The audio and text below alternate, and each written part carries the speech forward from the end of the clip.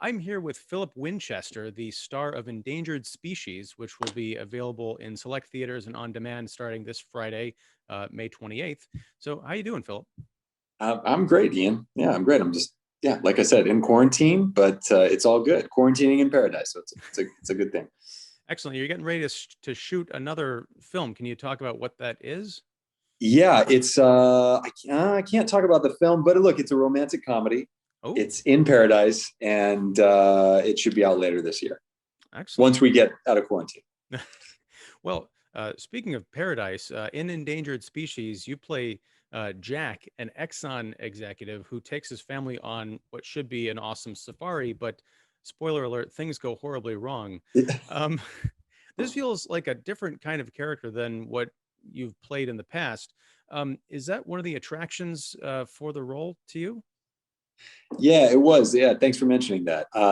MJ Bassett and I were working on a film called Rogue out in Johannesburg, South Africa, and that's kind of more our speed, if you will. And we talked about doing this film right on the back of it. And one of MJ's things was she said, "Look, I want you to play this character. I think it's totally different from what you usually do. You're just a dad. You're not. You don't have any answers. You don't have any action skills. You can't handle bad situations. You're just a dad." And so we had a good time developing this guy and figuring out who he was and where he lived and what world he existed in. And then on top of that, the attraction was traveling to Kenya in the middle of a worldwide pandemic to make a movie. So that was a silver lining as well. So you filmed this during COVID. We did. I got a phone call in August 2020, so deep in the midst of this stuff. And MJ Bassett was with a producer named Molly Hassel, and they were out in Kenya trying to put a crew together. And they managed to put a local crew together in Kenya, made up of South Africans and Kenyans. And they said, "We're going to do this. We're going to pull the trigger on this." And we were out there in October, and we made the movie I think we made the movie in just under 3 weeks, which was pretty remarkable. So everyone flew in from the States, met up with this crew, quarantined. We got swabbed once every 3 days to make sure we were all safe, and made this little movie. Wow.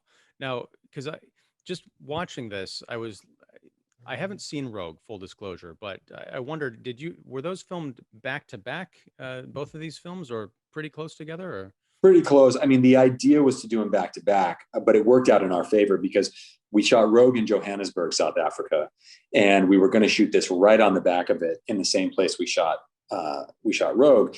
South Africa is incredible, but this allowed us to have an adventure in a whole nother country in a place that we'd never been before. So Kenya opened up its doors to us graciously, and we used a local crew and went out to a place called Amboseli National Park, which is in the southeastern part of the country, and it's the world's largest natural elephant reserve. And we were able to go out there and literally walk amongst these animals and film this movie. It was truly breathtaking. now, I was starting to say before I got actually into my question, because it just kind of popped into my head, watching the film, you and Rebecca Romaine and everybody else looked very uncomfortable, not just because of what happens to your characters, but just being out in those elements. I wonder, having filmed two of these movies in Africa, what did you learn about yourself as a performer?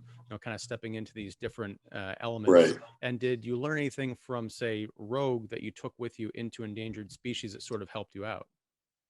Yeah, I it's a good question. I've spent a lot of time in Africa and in the African heat. We did probably a majority of the show Strike Back, which was this big action series for Cinemax. A majority of that show was shot in South Africa and Oh, Johannesburg. So Africa's one of my favorite places in the world. Not only that, it has just these bomb crews out there that are just killer, and they'll just do anything for you. So I love working in South Africa. I love the elements and I love the challenge of it. Kenya was different though. The heat was different, but the dust was out there. Amboseli means, I think it means land of dust. And literally wherever we went. So in Kenya, there are no roads when you get out of the city. So it's just these dirt tracks. And so you're driving around. We had no idea where we were going. We were supposed to be going to this place that we were going to be filming called Tawi Lodge. and the road was named, but there was no road. It was just this dusty track that we were on, and we'd have to stop every once in a while and brush the windshield off because it was like talcum powder, it would just fall on top of the car. So it was a real adventure, and I just thought, man, this is, people live out here, this is their normal, this is what they do. And I thought that just a tough, hardy people, that can survive in these elements. But I learned an appreciation for that part of the world. It's tough and it's rugged. And when you're out with the animals and you're out there in the park watching them just survive, you realize, like, man, I mean, it's our responsibility to take care of these things. These things they're going to be gone one day. And if we don't do something about it. So I did sort of have a profound moment where I thought, sort of just as humans, and not as the top of the food chain, but certainly just we have an ethical responsibility to kind of tend the garden and watch over these animals, And that was one of the fascinating things about the film. And I don't want to give, too much away, but your character and Jerry O'Connell's character have this really interesting philosophical debate about global ethics.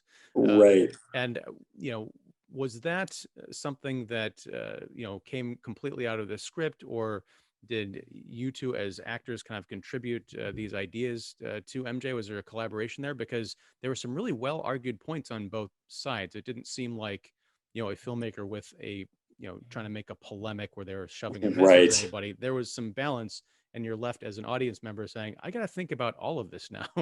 Right. Well, Ian, that's a really astute observation, man. I think what makes MJ a great filmmaker is her ability to be in the moment and her ability to say, that's not working, let's go over here. Or if, we have a saying when we work together where the movie wins. So if something's in the script that doesn't work, the movie wins. If you have something better, great, let's go, let's shoot that. I remember Jerry having some real great ideas while we were shooting that scene, but the gist of it was MJ, and MJ's a great thinker because she will do that. She'll say, well, what about this? That's great. That's one side. But then there's also this side, and everybody's got to eat, and everybody's got to we got to share this thing, right? So she wanted to pitch that to the audience as a way of saying, look, we have these issues and we have these problems, and there's not a panacea. There's not one thing that fits all, right? We're complicated. We're people, and we're not black and white. There's a lot of gray area, and despite what the government's trying to say to us, we are not one way or the other. There's a lot of in between, right? And so we're a lot more unified than we are being led to believe, let's just say. Yeah. Well, and I think that, and there's a lot of other great kind of complex messaging throughout the movie. It was a really nice surprise to watch. Yeah, right on. Yeah, and thank you very much for taking a few minutes to talk to me about endangered species. I'm gonna have to definitely check out Rogue now. Yeah, check out Rogue. Totally different vibe, by the way, but a lot of fun. All right, man. Well, thank you. Good luck on whatever the film is. I'm looking forward to checking it out, hopefully later this year. And everyone else, check out Endangered Species in theaters and on demand now. Philip, thank you very much. Thanks, Ian. I appreciate it. Stay safe out there, man. All right, you too. Bye. Bye, buddy.